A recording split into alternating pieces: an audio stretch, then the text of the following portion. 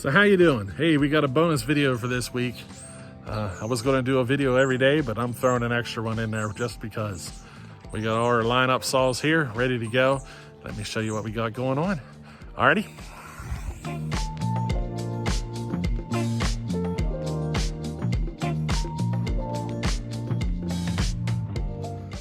All right, so here it is. This is the lineup. What I'm taking with me to Sawfest. As you see, there is really nothing here that you'd expect to be fast. So let me kind of give you the rundown of what we're looking at here. And I can tell you what we're expecting. We're expecting nothing here to win. We're expecting a lot of fun though, a whole lot of fun. And that's what this is all about, right?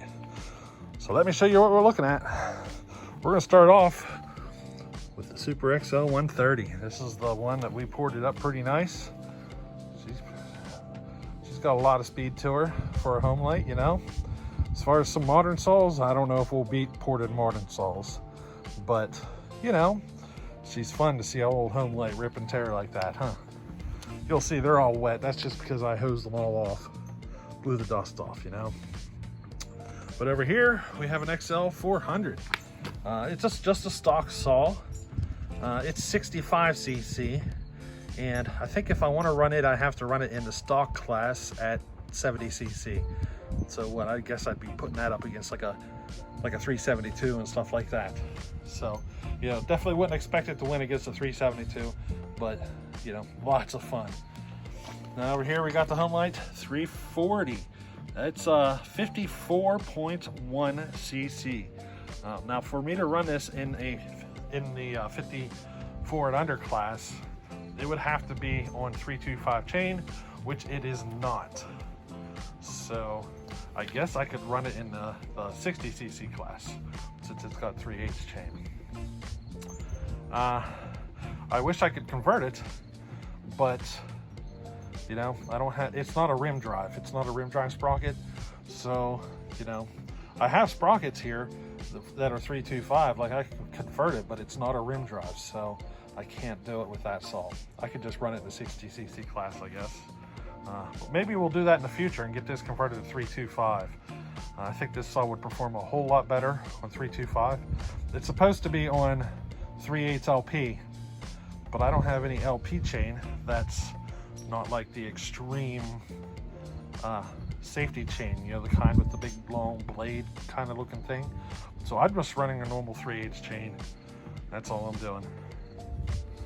Now over here, we have one of my favorite saws. This is an XL 700. That was probably the biggest basket case saw I've ever done.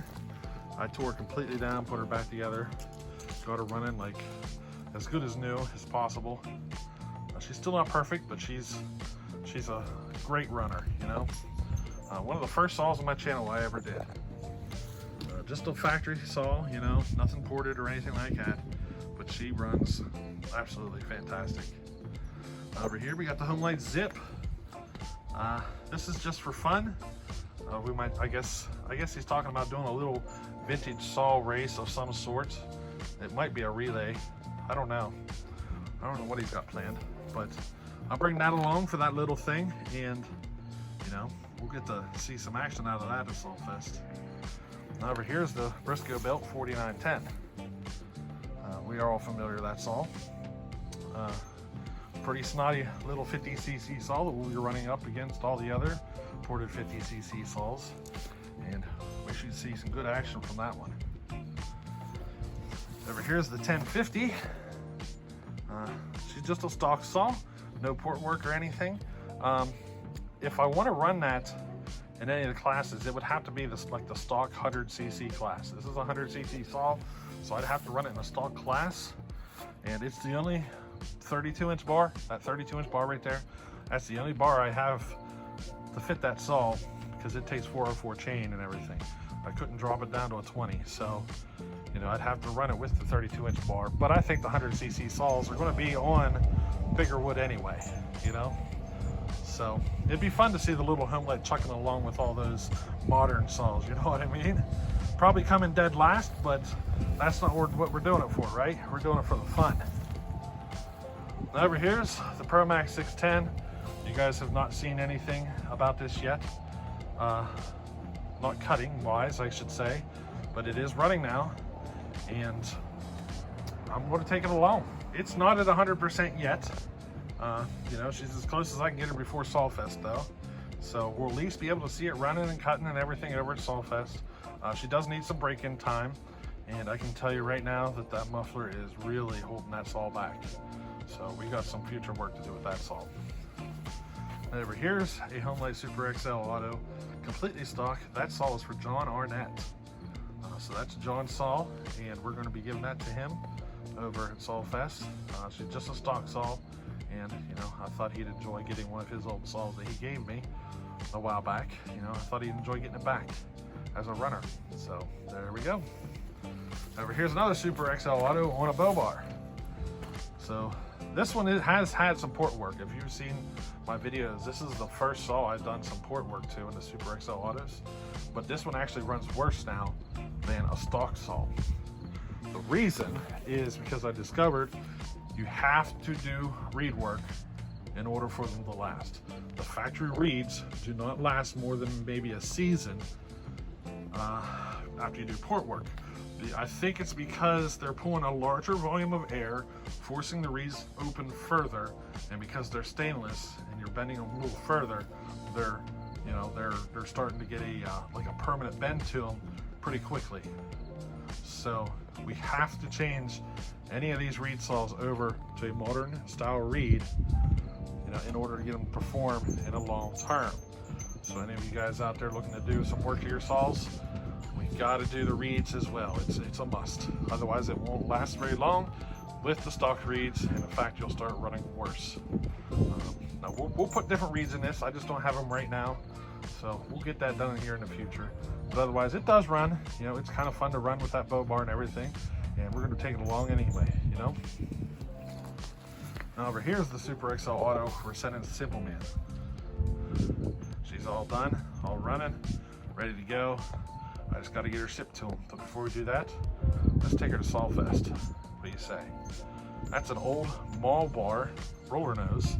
Can't tell on this video, but yep, she is a roller nose bar. It's an old mall bar, and she runs pretty good. It is, you know, if I raced it, it would be 60cc class, and I don't know, maybe I can get something to run that saw for me. You know, a little Homelite action. Maybe somebody else will be there who wants to run it in the 60cc class. You know, I'm going to be running this one, so I can't run this one. You know, it'd be kind of cool to see that one in there running as well. But we'll see how she goes. Now over here is the Super XL 925 we ported.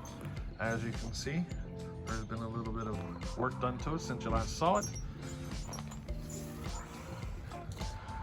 She's running a bit better now.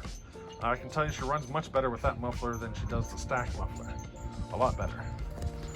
Now I did have to do some work. So the chain, I'm talking about the chain. So the chain on this saw is much more aggressive than any other saw here.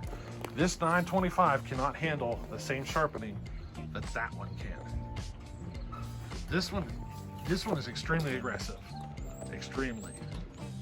But this one is not. This is just like a normal out-of-the-box factory kind of style sharpening, maybe a little better than factory. So, you know, she runs better in that kind of sharpening. It does not like this one.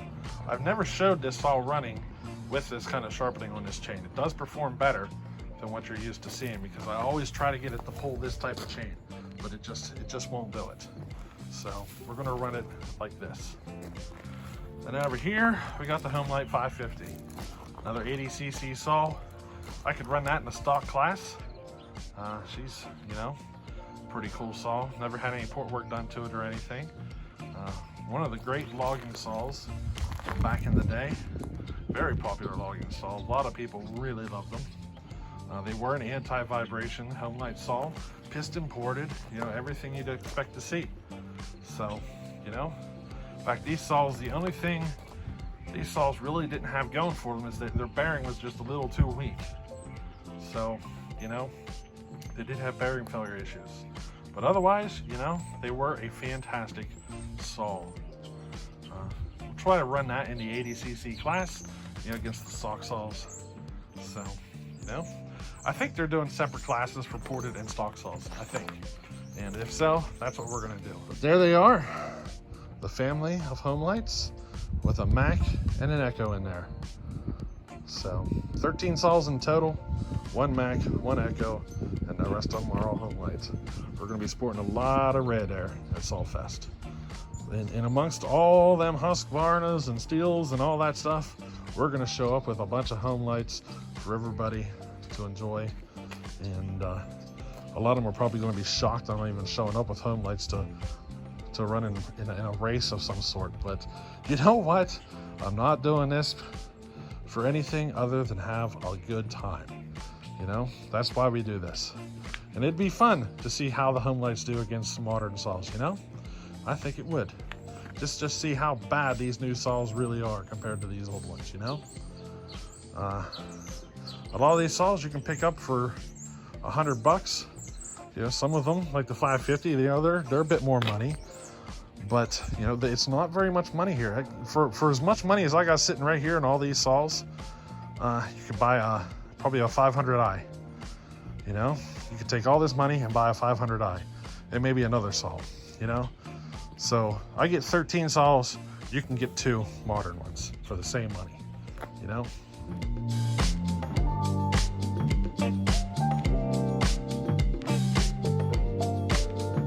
So there you go. We're gonna have some fun at Sawfest, don't you think?